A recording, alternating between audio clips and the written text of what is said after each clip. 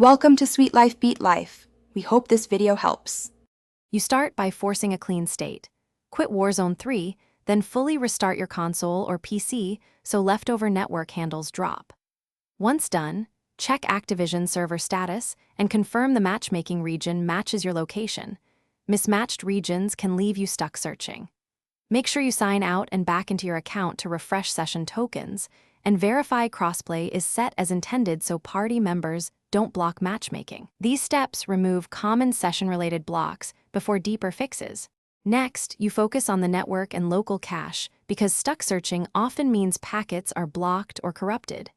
Power cycle your modem and router, and if you can, plug in with Ethernet to reduce packet loss. Then clear the console or PC cache and run a verify/repair of game files. Corrupted files can halt matchmaking.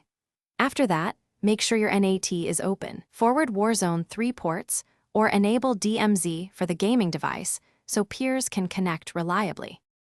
Finally, you finish by updating everything: GPU drivers, system OS, and the game itself because outdated software breaks matchmaking protocols. Close background uploads or downloads, and heavy apps that compete for bandwidth.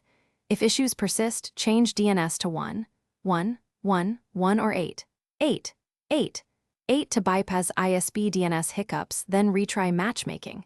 If you remain stuck, capture network/game logs and timestamps, then contact Activision support. Provide those logs so they can trace where the search fails and resolve server-side or account-specific issues quickly. Thanks for watching. Consider subscribing if we helped you.